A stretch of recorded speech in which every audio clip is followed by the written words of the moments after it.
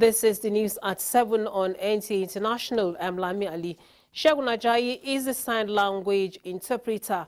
Let's begin with the headlines.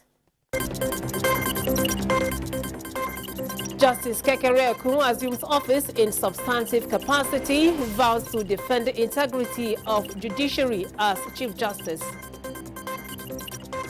NNPP holds a 7th NEC meeting, vows to take Nigeria's leadership in 2027.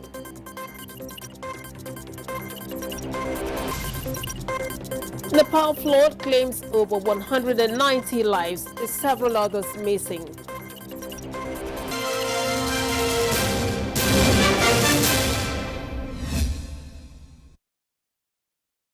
President Bola Tinubu has promised that his administration will not interfere or abuse the independent relationship among the three arms of government, even as it supports the judiciary towards better administration of justice in the country. The president made the commitments when he administered the oath of office on Kudirat Kekereekun as the substantive Chief Justice of Nigeria. State House correspondent Musbah Al-Wahab has the report. The independence anniversary celebration came so early for the judiciary, and so too for the female folk, as Justice Kudirat Kekereekun becomes the substantive Chief Justice of Nigeria. After Mariam Aloma Mukhtar, Kekereekun is the second woman to assume this lead position for the judiciary and to set new pace in the administration of justice in Nigeria. She has been acting in this capacity since August 23, before her confirmation by the National Assembly just a month later. Starting a legal career in Lagos as a private lawyer in 1985, the jurist became a judge of the High Court of same state in 1996, elevated to the Court of Appeal in 2004, and to the Supreme Court of Nigeria as the 5th female justice of the court in 2013. Your rise to this extolled position. President Bola Tinubu, who has apparently been keeping track of this progress, acknowledged the steadfastness and courage of the new CJN, which he believes is an encouragement to every Nigerian girl child. I want to urge the new Chief Justice of Nigeria to continue to uphold our reputation of being an ethical, fearless, and honest jurist. The Nigerian judiciary needs a leader with these qualities at this time, and I have no doubt that he will set the pace for others to follow. The president recognizes the strategic role of the judiciary as a pillar in the tripod of Nigeria's constitutional democracy and promises that his government will continue to respect the independence of this important arm of government while supporting it for better performance. While we may have reasons to intervene as complementing component of the same government, the government under my watch will also be mindful of the clear line demarcating the two of us. We will never interfere or abuse the relationship that exists between us as separate organs of government in our democracy. It is my administration's full commitment to preserve the sanctity of the judiciary. Justice Kekereekun now wears full regalia amidst much expectation on improvement in the administration of justice. We want that to also bring improvement in terms of prison decongestion, and then awaiting trials, which will speed up the wheel of justice. And too many people are awaiting justice, particularly in land matters. And then you see people being sent to prison for 7-8 years, and at the end being sentenced to 2 years imprisonment. What happens to the additional 5 years they spent? If she wants to be firm, she will have no problem. But if she decides to be going here, there, then that is where the problem will start. The National Judicial Council, NJC, recommended the 66-year-old Justice Kudirat Kekereekun as a successor for former Justice Olukayode Ariwola, who retired on August 22, 2024. From the State House, Musbah and Wahab, NTA News. Now, 87 legal practitioners have been elevated to the prestigious rank of Senior Advocates of Nigeria with a charge to be upright in the discharge of their constitutional responsibilities in accordance with the law. The Chief Justice of Nigeria, Justice Kudirat Kekereekun, gave the charge as the swearing-in ceremony of the new learned silks held at the Supreme Court in Abuja. Dele Atumbi of our Judiciary Desk has the story. Administration of the oath of office on the 87 conferees by the Chief Justice of Nigeria, Justice Kudirat Kekereekun, with a charge to maintain a high level of integrity, professionalism, and ethical conduct, sealed the elevation of the distinguished legal practitioners to the rank of Senior Advocates of Nigeria. The event, which marks the commencement of the 2024-2025 legal year, provided an opportunity for the Chief Justice of Nigeria to give an overview of the preceding legal year with an optimism of building a better judicial system that will be the pride of all Nigerians. As Senior Advocates of Nigeria, you carry on your shoulders a lot of responsibilities. From this moment, your behavior and general conduct will now be publicly scrutinized by all those who come in contact with you. Watch your utterances, watch your actions, and watch your company, as you now have an even higher responsibility to assist the court in attaining justice, equity, and fairness. The Attorney General of the Federation and Minister of Justice, Lateef Fagbemi SAN, in his speech, reiterates federal government's unwavering commitment to the continuous preservation of the sanctity of the nation's judiciary. Zero tolerance for corruption and all forms of abuses, such as vexed phenomenon of frivolous ex parte orders, media trial by lawyers in clear breach of the principle of subjudice and rules of professional conduct, not discounting possible reforms for insulating the Supreme Court from pre-election matters. The opening of the legal year is a time for reflection, renewal, and a dedication to the values of justice, fairness, and the rule of law. Kindly permit me use this opportunity to commend my Lord Justices of the Supreme Court on the recent groundbreaking judgment on the autonomy of local governments in Nigeria. The 87 new members of the INABA, of which one is from the academia, are now expected to make meaningful contributions to the growth and development of the legal profession and Nigeria's judicial system. In Abuja, Dele Atumbi, NTA News. The Federal High Court sitting in Abuja has restrained the Independent National Electoral Commission from releasing voters' register to the Rivers State Independent Electoral Commission to conduct the October 5th, 2024 local government elections in the state. The presiding judge, Justice Peter Lifu, gave the order while delivering judgment in a suit brought before it by the All Progressives Congress, APC. The court also barred the Inspector General of Police, IGP, and the Department of the State Service from providing security during the proposed local government election. The suit was argued on behalf of the APC by its legal team, led by Joseph Daudu, SAN. Justice Lifu held that the Rivers State Independent Electoral Commission was wrong in fixing the October 5th date for the conduct of the polls into the 23 local governments when all relevant laws guiding the election have not been complied with. The court also held that Rivers State electoral body violated the provision of local government election conduct law by not publishing the mandatory 90-day notice before fixing the date.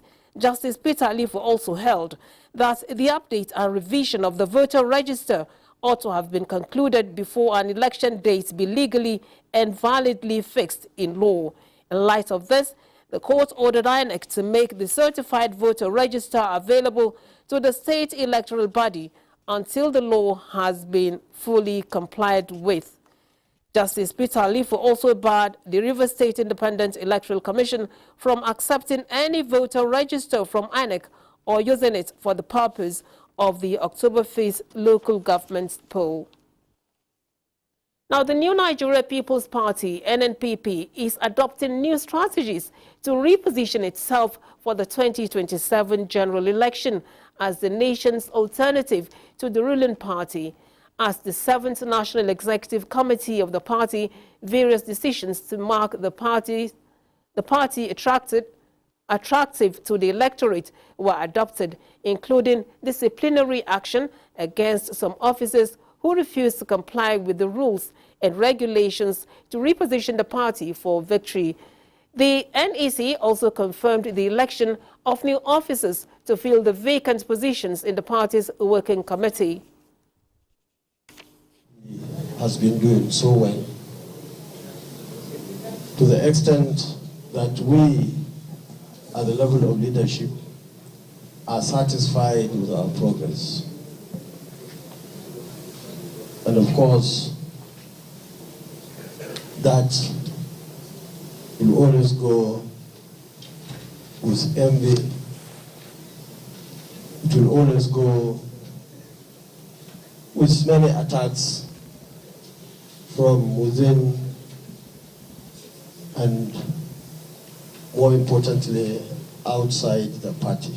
We don't have more times. This is the time for action. We're going to leave this place to go and begin to recruit and then apply what we have received and ensure that discipline stands. And without discipline, direction will not have any use for the speed we so anticipate for. As we structure, we intend to force discipline such that our structures down the line, national, state, local government, and wards, do follow the rules such that we will not falter. Acknowledging the poor outing of the party in the just concluded Edo governorship election, the party leadership said it has taken major steps to correct the situation in the forthcoming Ondo governorship election.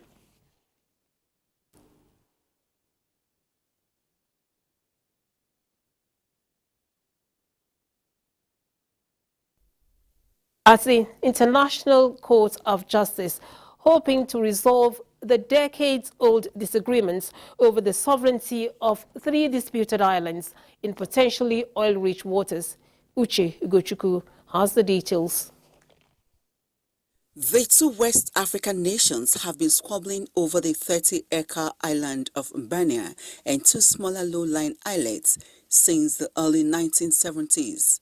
Unlike most contentious cases that come to the International Criminal Court in The Hague, the 2 countries eventually agreed to send the thorny issue to the judges to find an amicable solution. The dispute dates back to when then colonial powers France and Spain signed a treaty in Paris setting out the borders between the 2 countries. Gabon argues that a later treaty signed in 1974, the Bata Convention, gives it sovereignty over the islands. El documento presentado no era un original, sino tan solo una fotocopia no autenticada.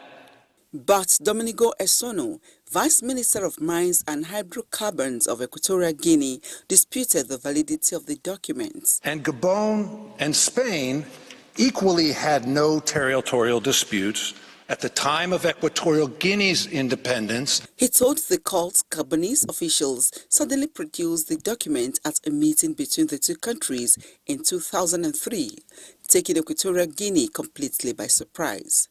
The delegation from Equatorial Guinea questioned the legitimacy of the document and insisted Gabon present an original version. Uche Ugochukwu, NTA News. You're watching news at 7 on NTA International. Time now to go for a break to bring you some messages. Do stay tuned.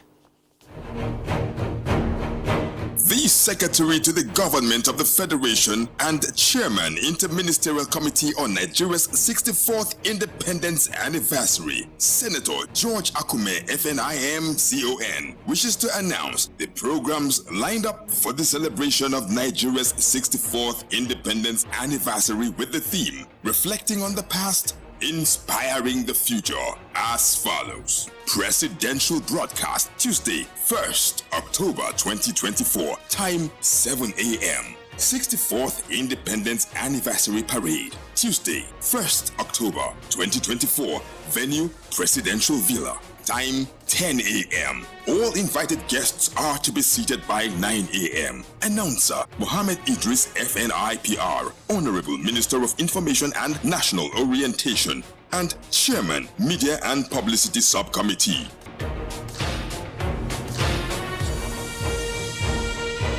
The National Youth Service Council of Nigeria, NYCN, Office of the National Public Relations Officer, welcomes the public to a one-day interactive session on Nigeria at 64 with the theme, Moving Nigeria Forward, a National Conversation. Speakers include Mr. Charles Odi, Director General, SMIDAN, Ms. Biola Arogundade, Senior Special Assistant to the President on Technical, Vocational and Entrepreneurship Education, Comrade Suleiman Ango Abdullahi, Mandate Secretary, Youth Development FCT, Dr. Shagun Awosaya, Public Analyst, Ms. Rishonla Abiola, Senior Special Assistant to the President on Citizenship and Leadership, Nasir Ayitogo, Spokesperson, Nelfund, Hajia Kemi Achekun, Public Affairs Analyst. Others are Mr. Khalil Halilu, Executive Vice Chairman, Naseni, Engineer Michael Oluwagbemi, Program Director and Chief Executive, PCNGI, Comrade Muhazu Muhammad, Public Affairs Analyst. Date is 1st October 2024. Venue, Wells County Hotel and Apartments, Asokoro.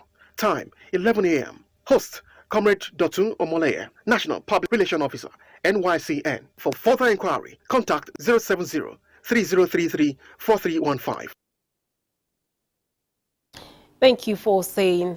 Now, search and rescue teams in Nepal's capital picked through wrecked homes after waters receded from monsoon floods that killed at least 192 people around the Himalayan Republic.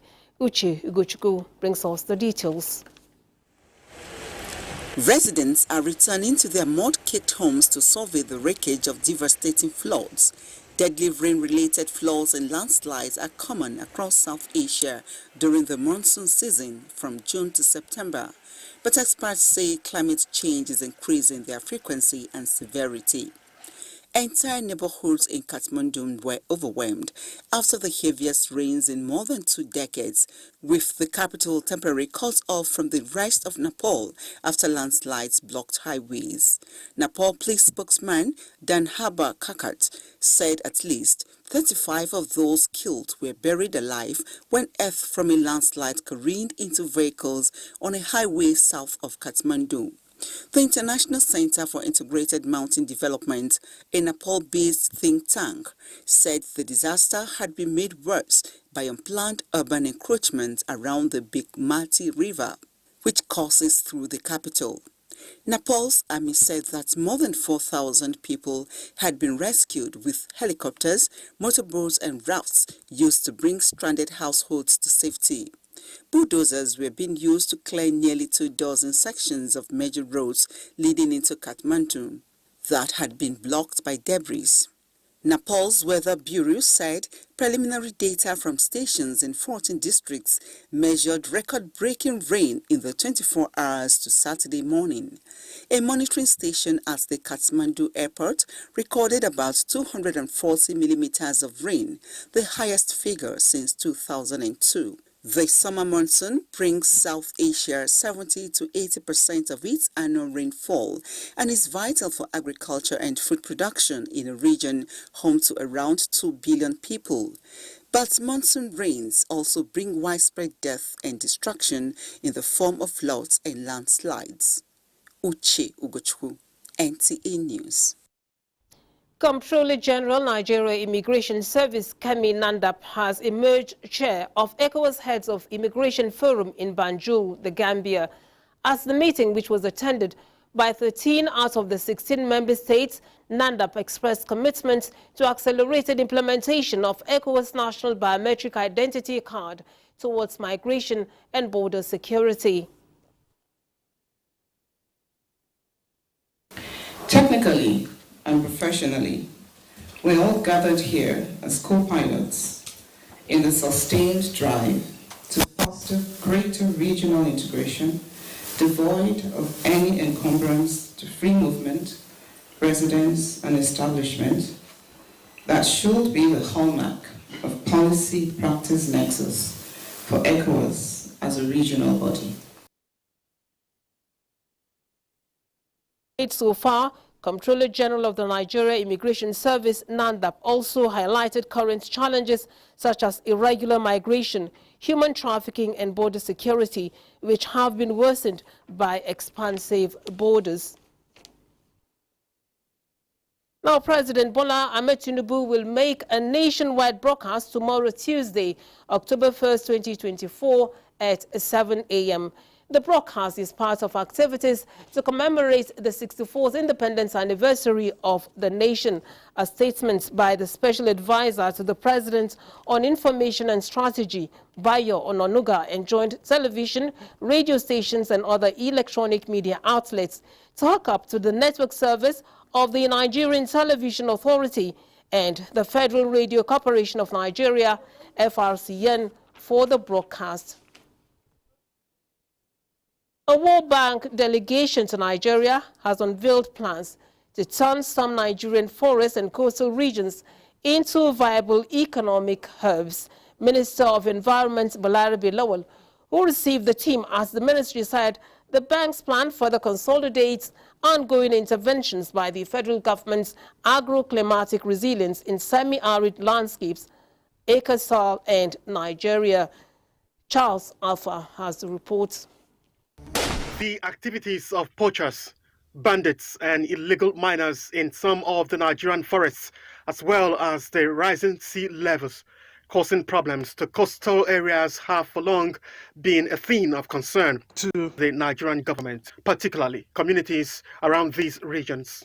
The reason why this engagement with the World Bank team excites the Minister of Environment, Balarabe Abbas Lawal, and the Akrisol team upon learning the lofty plans of turning these areas into viable economic hubs and tourist attraction after assessment of the problem. Cost should not just be seen as where you have beach and the rest, so it should be seen as part of the economic livelihood of the communities that live near the coast. So the World Bank is going to support us in that, in trying to create an economy around the coastal areas through our framework of blue economy. Nigeria, reports say, has one of the lowest forest cover, with less than 10% compared to the global standard of 25.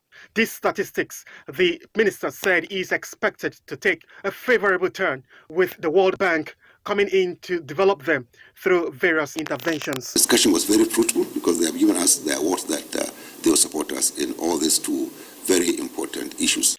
The World Bank has already invested $700 million in support of the Nigerian government in the ongoing restoration of degraded lands in 20 northern states of Nigeria. Charles Alpha, NTA News. And that does it on News at 7 on NTA International. We thank you for your time. I'm Lami Ali. Shegun Ajayi has been the sign language interpreter. Do have a good evening.